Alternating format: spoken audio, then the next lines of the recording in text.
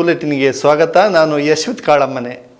ಸುಳ್ಯ ಚೆನ್ನಕೇಶವ ದೇವಸ್ಥಾನಕ್ಕೆ academy of liberal education ಅಧ್ಯಕ್ಷ doctor KV. Chidananda ಹಾಗೂ ಮನೆಯವರು ನೀಡುತ್ತಿರುವ ಬ್ರಹ್ಮರಥದ ಸಮರ್ಪಣಾ ಕಾರ್ಯಕ್ರಮ ಇಂದು ಬೆಳಗ್ಗೆ ನಡೆಯಿತು. ಬ್ರಹ್ಮಶ್ರೀ ವೇದಮೂರ್ತಿ ಆರೋತ್ ಪದ್ಮನಾಭ ತಂತ್ರಿಗಳ ಮಾರ್ಗದರ್ಶನದಲ್ಲಿ ವೈದಿಕ ಕಾರ್ಯಕ್ರಮಗಳು ನೆರವೇರಿದ ಬಳಿಕ doctor KV. Chidananda, Shrimati Shobha Chidananda, Akshay KC, doctor Aishwarya KC, doctor Gautam ಹಾಗೂ ಕುರುಂಜಿ ಮನೆಯವರಿದ್ದು ದೇವಸ್ಥಾನಕ್ಕೆ ಬ್ರಹ್ಮರಥ ಸಮರ್ಪಣೆ ಮಾಡಲಾಯಿತು. ಈ ಸಂದರ್ಭದಲ್ಲಿ ಮುಕ್ತೇಸರರ ಪರವಾಗಿ ವೀರಕೇಸರಿ ಅವರು, ಬ್ರಹ್ಮರಥ ಸಮರ್ಪಣಾ ಸಮಿತಿ ಗೌರವ ಅಧ್ಯಕ್ಷ ಕೃಷ್ಣ ಕಾಮತ್ ಅರಂಬೂರು, ಪ್ರಧಾನ ಕಾರ್ಯದರ್ಶಿಗಳಾದ doctor Leeladhar DV, KV. Hemanath, Agur Ramachandra, Meenakshi ಗೌಡರು, ರಮೇಶ್ ಬೈಪಡಿತಾಯ, ಲಿಂಗಪ್ಪಗೌಡ ಕೇರ್ಪಳ, ವಿವಿಧ ಸಮಿತಿಯ ಪದಾಧಿಕಾರಿಗಳು ಸೇರಿದಂತೆ ನೂರಾರು ಮಂದಿ ಉಪಸ್ಥಿತರಿದ್ದರು.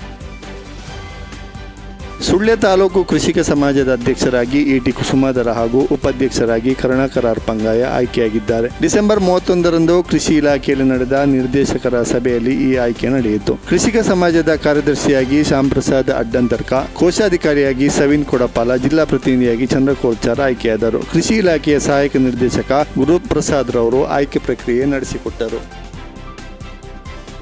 ದಕ್ಷಿಣ ಕನ್ನಡ ಜಿಲ್ಲಾ ಸಹಕಾರಿ ಯೂನಿಯನ್ ನಿರ್ದೇಶಕರಾಗಿ ಸುಳ್ಯ ತಾಲೂಕು ಪ್ರಾಥಮಿಕ ಕೃಷಿ ಪತ್ತಿನ ಸಹಕಾರಿ ಸಂಘಗಳ ಕ್ಷೇತ್ರದಿಂದ ನೆಲ್ಲೂರು ಕೆಂರಾಜೆ ಪ್ರಾಥಮಿಕ ಕೃಷಿ ಪತ್ತಿನ ಸಹಕಾರಿ ಸಂಘದ ಅಧ್ಯಕ್ಷ ವಿಷ್ಣುಭಟ್ ಮೂಲೆತೋಟರವರು ಅವಿರೋಧವಾಗಿ ಆಯ್ಕೆಯಾಗಿದ್ದಾರೆ. ವಿಷ್ಣುಭಟ್ರವರು ಡಿಸೆಂಬರ್ 24ರಂದು ನಾಮಪತ್ರ ಸಲ್ಲಿಸಿದ್ದರು. ಪ್ರಾಥಮಿಕ ಕೃಷಿ ಪತ್ತಿನ ಸಹಕಾರಿ ಸಂಘದಿಂದ ಇವರು ಅವಿರೋಧವಾಗಿ ಆಯ್ಕೆಯಾಗಿದ್ದಾರೆ.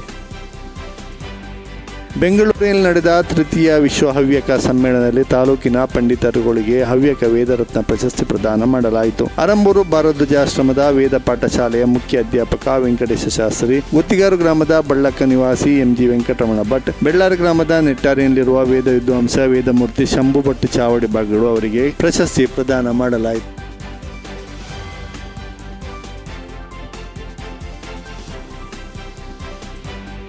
ಸುದ್ದಿ ನ್ಯೂಸ್ ಬುಲೆಟಿನ್ನಲ್ಲಿ ಈಗ ಒಂದು ಪುಟ್ಟ ವಿರಾಮ.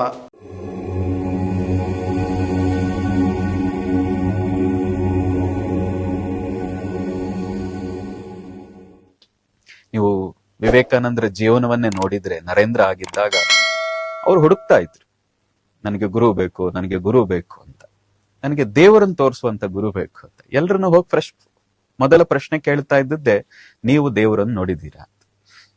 ಬೇರೆ ಏನಾದ್ರೂ ಉದಾಹರಣೆ ಕೊಡಕ್ ಶುರು ಮಾಡಿದ್ರೆ ಆಗ ನಿಮಗೂ ನಮಗೂ ಸಂಬಂಧ ಇಲ್ಲ, ಬೇಡ ನೀವು ಏನೂ ಹೇಳ್ಬೇಡಿ ನನ್ಗೆ ಬಂದ್ಬಿಡ್ತಾ ಇದ್ರು.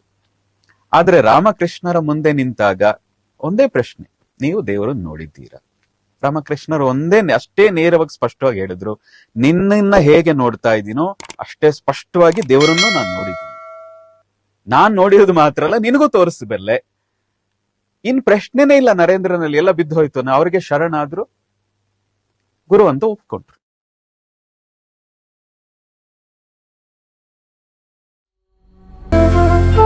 ಅತ್ತೆ, ಇದು ನನ್ನ ಬರ್ಡೇ ಗಿಫ್ಟ್. ಇದೆಲ್ಲ ಜೀವನದಲ್ಲಿ ನನಗೋಸ್ಕರ ತಗೊಂಡ್ಬಂದಿದ್ದಾರೆ.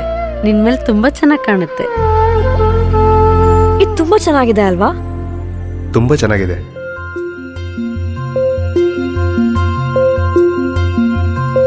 It will look really good on you.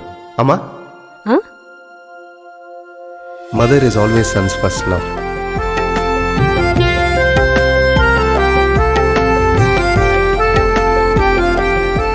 ಪ್ರತಿ ಪೀಳಿಗೆಯ ಪ್ರೀತಿಯ ಮಳಿಗೆ ಜಿಎಲ್ ಆಚಾರ್ಯ ಜುವೆಲ್ಲರ್ಸ್.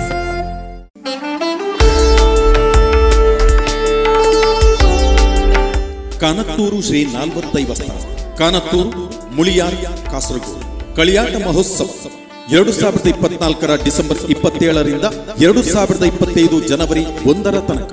ಕಳಿಯಾಟ ಮಹೋತ್ಸವದ ಕಾರ್ಯಕ್ರಮದ ವಿವರಗಳು: 2024 ಡಿಸೆಂಬರ್ 29ನೇ ಆದಿತ್ಯವಾರದಂದು ಮುಂಜಾನೆ ಚಾಮುಂಡಿ ದೈವ, ಬೆಳಗ್ಗೆ ಪಂಜುರ್ಲಿ ದೈವ, ಸಂಜೆ ಮೂತೋರ್ ದೈವ, ರಾತ್ರಿ ಬಂಬೇರಿಯ ಮಾಣಿಚಿ ದೈವ. 2024 ಡಿಸೆಂಬರ್ 30ರಂದು ಮುಂಜಾನೆ ಚಾಮುಂಡಿ ದೈವ, ಬೆಳಗ್ಗೆ ಕೊಂಡಕಲೆಯ ದೈವಗಳ ಸಂಚಾರ, ಪಂಜುರ್ಲಿ ದೈವ, ರಾತ್ರಿ ಪಾಷಾಣಮೂರ್ತಿ ದೈವ.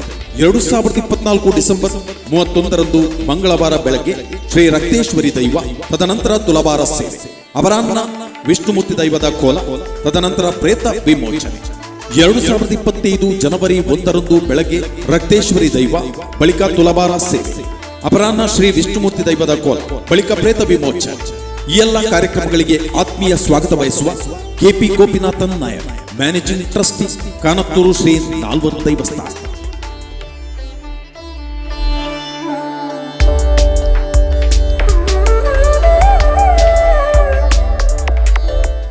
ವಿರಾಮದ ಬಳಿಕ ಮತ್ತೆ ಸುದ್ದಿ ನ್ಯೂಸ್ ಬುಲೆಟಿನ್ಗೆ ಸ್ವಾಗತ. ಜಯನಗರ ಜನ್ನತ್ತುಲ್ ಉಲಾಮಾ ಮಸ್ಜಿದ್ ಮತ್ತು ಮದ್ರಸಾ ಸಮಿತಿ ಆಶ್ರಯದಲ್ಲಿ ಇಂದು ಹಾಗೂ ನಾಳೆ 8ನೇ ವಾರ್ಷಿಕ ಅಜ್ಮೀರ್ ಮೌಲಾದ್ ಕಾರ್ಯಕ್ರಮದ ಅಂಗವಾಗಿ ಧಾರ್ಮಿಕ ಪ್ರಭಾಷಣ ಕಾರ್ಯಕ್ರಮ ನಿನ್ನೆ ಜಯನಗರ ಮದ್ರಸಾ ವಠಾರದಲ್ಲಿ ನಡೆಯಿತು. ಧಾರ್ಮಿಕ ಪ್ರಭಾಷಣ ಕಾರ್ಯಕ್ರಮವನ್ನು ಮುಗರ್ಪಣಿ ಜುಮ್ಮಾ ಮಸೀದಿ ಮುದರ್ರಿಸ್ ಹಾಫಿಲ್ ಶೌಕತ್ ಅಲಿ ಸಕಾಫಿ ಉದ್ಘಾಟಿಸಿದರು. ಜಯನಗರ JUMM ಅಧ್ಯಕ್ಷ ಹಾಜಿ ಅಬ್ದುಲ್ ರವರು ಅಧ್ಯಕ್ಷತೆ ವಹಿಸಿದ್ದರು. ಅಜೂರಿ ಉಸ್ತಾದ್ ಮುಖ್ಯ ಪ್ರಭಾಷಣಕಾರರಾಗಿ ಭಾಗವಹಿಸಿದರು. ಸೈಯದ್ ಜೈನುಲ್ ಅಬಿದಿನ್ ತಂಗಳ್ ಜಯನಗರ ದುವಾ ಆಶೀರ್ವಚನ ಮಾಡಿದರು. ಈ ಸಂದರ್ಭದಲ್ಲಿ ಸ್ಥಳೀಯ ನಿವಾಸಿ ರಕ್ತದಾನಿ ಹಾಗೂ ಸಮಾಜ ಸೇವಕ ಶರೀಫ್ ಜಯನಗರ ಇವರನ್ನು ಗುರುತಿಸಿ ಸಮಿತಿ ವತಿಯಿಂದ ಗೌರವ ಸನ್ಮಾನ ನೀಡಲಾಯಿತು.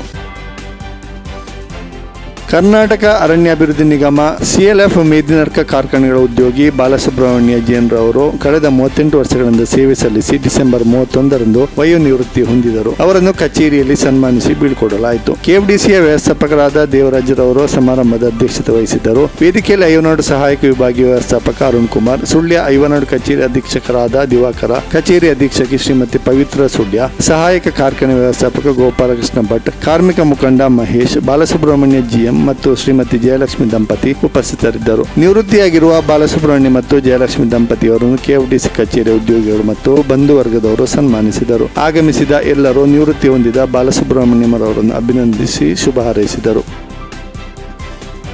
ತಾಯಿಯೊಬ್ಬಳು ತನ್ನ 5 ವರ್ಷದ ಪ್ರಾಯದ ಮಗುವಿಗೆ ಬಿಸಿ ಪಾತ್ರದಿಂದ ಸುಟ್ಟ ಗಾಯಗೊಳಿಸಿದ ಪ್ರಕರಣ ವಿಚಾರಣೆ ನ್ಯಾಯಾಲಯ ನಡೆದು ಆರೋಪ ಸಾಬೀತಾಗಿದ್ದು 2025ರ ಜನವರಿ 4ರಂದು ನ್ಯಾಯಾಲಯವು ಶಿಕ್ಷೆ ಪ್ರಮಾಣ ಘೋಷಿಸಲಿದೆ ಎಂದು ತಿಳಿದು ಬಂದಿದೆ. ಕಾವ್ಯಶ್ರೀ ಎಂಬುವರು 2022ರ ಆಗಸ್ಟ್ 16ರಂದು ಸುಳ್ಯ ಗಾಂಧಿನಗರ ನಾವೂರು ಎಂಬಲ್ಲಿರುವ ತನ್ನ ತಾಯಿಯ ಮನೆಯಲ್ಲಿ ತನ್ನ ವೈಯಕ್ತಿಕ ವಿಚಾರವಾಗಿ ಹಾಲು ಬಿಸಿ ಮಾಡುವ ಪಾತ್ರೆಯನ್ನು ಗ್ಯಾಸ್ ಸ್ಟವ್ನಿಂದ ಬಿಸಿ ಮಾಡಿ 5 ವರ್ಷ ಪ್ರಾಯದ ತನ್ನ ಮಗಳಿಗೆ ಎಡಕೆನ್ನೆಗೆ, ಬಲ ಕೈ ತೋಳಿಗೆ, ಎಡಕೈ ಭುಜಕ್ಕೆ, ಎಡ ಕಾಲಿನ ತೊಡೆಗೆ ಸ್ಟೀಲ್ ಪಾತ್ರೆಯಿಂದ ಸುಟ್ಟು ನೋವುಂಟು ಮಾಡಿ ಸಾದಾ ಸ್ವರೂಪದ ಗಾಯ ಉಂಟು ಮಾಡಿದ್ದರು. ಈ ಬಗ್ಗೆ ಮಹಿಳಾ ಮತ್ತು ಮಕ್ಕಳ ಸಂರಕ್ಷಣಾಧಿಕಾರಿಯಾದ ರಶ್ಮಿಯವರಿಗೆ ವಿಷಯ ಗೊತ್ತಾಗಿ ಅವರು ಸ್ಥಳ ಭೇಟಿ ಮಾಡಿದರಲ್ಲದೆ ಸುಳ್ಯ ಪೊಲೀಸ್ ಠಾಣೆಯಲ್ಲಿ ತಾಯಿ ವಿರುದ್ಧ ದೂರು ದಾಖಲಿಸಿದರು. ಈ ಪ್ರಕರಣ ನ್ಯಾಯಾಲಯದಲ್ಲಿ ವಿಚಾರಣೆ ಆಗಿ ಆಪಾದಿತಳು ಕಲಂ 324 IPC ಮತ್ತು ಕಲಂ 75 JJ ಆಕ್ಟ್ ಪ್ರಕಾರ ಅಪರಾಧ ಎಸಗಿರುವುದು ಸಾಬೀತಾಗಿದ್ದು ಹಿರಿಯ ಸಿವಿಲ್ ಜಡ್ಜ್ ಮತ್ತು JMFC ನ್ಯಾಯಾಧೀಶರಾದ B ಮೋಹನ್ ಬಾಬುರವರು ಆಪಾದಿತೆಯನ್ನು ದೋಷಿ ಎಂದು 2024 ಡಿಸೆಂಬರ್ 30ರಂದು ತೀರ್ಪು ನೀಡಿದ್ದಾರೆ. ಶಿಕ್ಷೆಯ ಪ್ರಮಾಣವನ್ನು 2025